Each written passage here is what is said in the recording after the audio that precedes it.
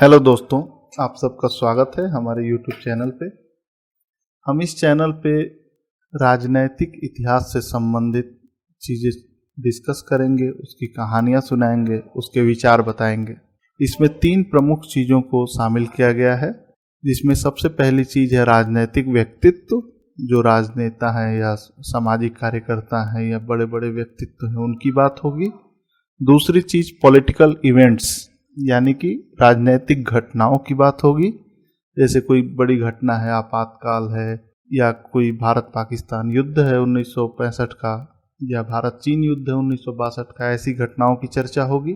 और तीसरी बात राजनैतिक विचार, पॉलिटिकल थ्योरी या पॉलिटिकल थॉट, जैसे कि कैपिटलिज्म, कम्युनलिज्म, इस तरह के विचारों की, सेक्युलरिज्म जैसे विचारों की चर्चा होगी। जो पॉलिटिकल थ्योरीज हैं, जो विभिन्न स्कूल ऑफ थॉट्स हैं, उनकी बात होगी।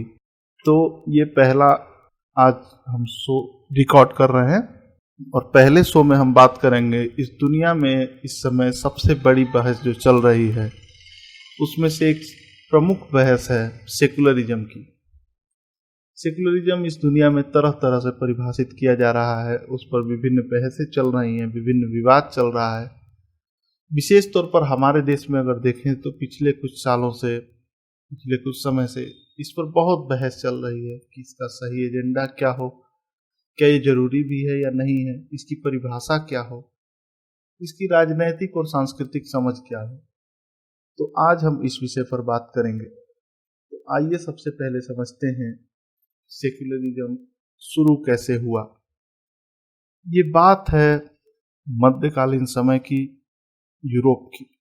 यूरोप में तब जो चर्च का पोप हुआ करता था, जो चर्च का मालिक हुआ करता था, या ईसाई धर्म का जो प्रमुख हुआ करता था, और जो राजा हुआ करता था, वो दोनों व्यक्ति एक ही हुआ करते थे, या फिर अगर अलग अलग भी हुआ करते थे तो वो दोनों साथ मिलकर काम करते थे। कहने का अर्थ यह है कि धर्म और राजनीति का कोई विभाजन नहीं था। धर्म जो कहता था उसे नैतिकता और राजनैतिक महत्व मिलता था, उसको राजनैतिक निर्णय लेने की भी छूट थी। जो धार्मिक व्यक्ति होते थे, पोप इत्यादि होते थे, उन्हें राजनैतिक निर्णय लेने की भी छूट होती थी, और राजा बिना उसके आदेश के कुछ भी नहीं कर सकता था। तो सेक्युलरिज्म जब मध्यकालीन समय में शुरू नहीं हुआ था, उसके पहले ये था कि धर्म और राजनीति एक दूसरे से गुथे हुए थे, जुड़े हुए थे। फिर जब रेनेसा आया, जन जागरण जिसे कहा जाता है, 13वीं-14वीं सदी में, उसके बाद यूरोप में आधुनिक काल शुरू हुआ। जब आधुनिक काल शुरू हुआ तो इसके जो प्रमुख विद्वान थे, उन्होंने कहा कि धर्म और राजनीति को अलग कर देने की जरूरत है। धार्मिक सुधार आंदोलन हुए, बहुत सारी आधुनिक चीजें आई, आधुनिक सोच आई, रेशनैलिटी आई, तार्किक सोच आई, और यह निर्णय लिया गया कि राज्य को और धर्म को अलग अलग विषय बना दिया जाए, और इस तरह सेकुलरिज्म की शुरुआत होती है। तो यूरोप का जो वेस्ट का सेकुलरिज्म है, यानी कि यूरोप के देशों का, वो दरअसल ये है कि वहाँ पर राज्य और धार्मिक संस्थान वो दोनों अलग होंगे। धर्म राज्य की सत्ता में दखल नहीं देगा, और धर्म जो होगा वह भी राज्य के अंतर्गत ही होगा। और छोटा सा शहर एक बना दिया गया जहाँ पे पोप रहते हैं, आप जानते हैं, वेटिकन सिटी, जो धार्मिक लोगों के राजनैतिक अधिकार थे। ये बात समझने की है कि जो रिलीजियस लोगों के पॉलिटिकल राइट्स थे, उन्हें समाप्त कर दिया गया, और धर्म को राजनीति से अलग कर देने की कोशिश की गई। इसका संदर्भ यह था कि वहाँ पर बहुत सारे समय से चूंकि धर्म का राज्य चला आ रहा था, और जो धार्मिक लोग थे बहुत सारे भ्रष्टाचार इत्यादि में भी संलिप्त थे। तो इस तरह यूरोप का जो सेकुलरिज्म बना वो ऐसे बना। अब अगर बात करें हम बाकी देशों की, भारत की, तो जो भारत का सेकुलरिज्म है वो सेकुलरिज्म यूरोप के सेकुलरिज्म से बिल्कुल अलग है, और उसका संदर्भ भी अलग है। जो भारत के सेकुलरिज्म की बात अगर हम करें, उसका जो हिंदी अनुवाद है धर्मनिरपेक्ष, या फिर जैसा कि नेहरू कहा करते थे सर्वधर्म समभाव, इसमें राज्य को और धर्म को अलग नहीं किया गया है। इसमें राज्य धर्म के विषयों में दखल दे सकता है यदि वो आम लोगों के जीवन से जुड़े हुए हों। जैसे उदाहरण के तौर पर 3 तलाक का मसला है, या फिर हिंदू कोड बिल का मसला है, या फिर कोई और धार्मिक कुरीति है जिसमें ऐसा लगता है कि राज्य को दखल देना चाहिए, ऐसा मान सकते हैं कि कोई धार्मिक कुरीति है जिसे सांस्कृतिक और धार्मिक मान्यता मिली हुई है, तो उसमें राज्य दखल दे सकता है, कानून के द्वारा उस रीति को, उस रिवाज को, उस संस्कृति को बदल सकता है। दूसरी महत्वपूर्ण चीज क्या है, हमारा जो सेकुलरिज्म है वो ये कहता है कि ये एक पॉजिटिव तरीका है, निगेटिव नहीं है। वहाँ पे वेस्ट में सेकुलरिज्म को इसलिए लाया गया ताकि धर्म को राजनीति से अलग किया जा सके। हमारे यहाँ के जो विद्वान हुए, गांधी ने कहा कि धर्म को राजनीति से कभी अलग नहीं किया जा सकता। इसका वजह क्या है? इसका वजह यह है कि यहाँ पे धर्म की परिभाषा भी कुछ अलग है। हमारे यहाँ धर्म का अर्थ सिर्फ संप्रदाय या रिलीजन से नहीं है।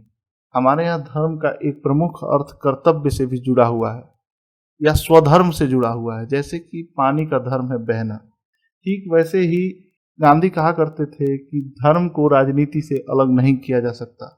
अगर लोहिया की बात करें, जो कि गांधी के अनुयायी थे, तो वो कहा करते थे कि राजनीति अल्पकालिक धर्म है और धर्म दीर्घकालिक राजनीति। मतलब यह है कि जो कर्तव्य बोध है वो भी धर्म से जुड़ा हुआ है। दूसरी महत्वपूर्ण चीज, हमारे यहाँ सेकुलरिज्म का एक अर्थ यह भी है कि हमारे यहाँ विभिन्न तरह की विविधता है, धर्म के आधार पर, जाति के आधार पर, क्षेत्र के आधार पर, भाषा के आधार पर, रंग के आधार पर, भूगोल इत्यादि के आधार पर। भारत इस दुनिया में सबसे ज्यादा विविधता वाले देशों में से एक है। ऐसे में सेकुलरिज्म भारत का जो है वो वेस्ट के सेकुलरिज्म से पूरी तरह से अलग हो जाता है।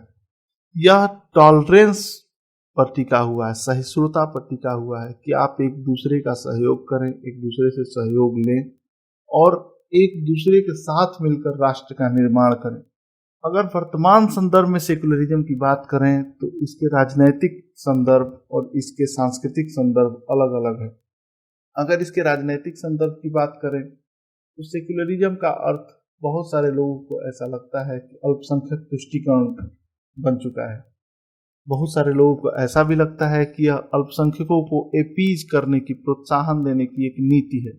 वहीं दूसरी तरफ जो लोग इन बातों से इत्तेफाक नहीं रखते, उन्हें ऐसा लगता है कि सेकुलरिज्म बहुसंख्यकवाद से बचने का एक राजनीतिक तरीका है, या फिर एक ऐसे देश में जहाँ पे भी कई तरह के अल्पसंख्यक रहते हैं उन्हें एक अधिकार देने की कोशिश है।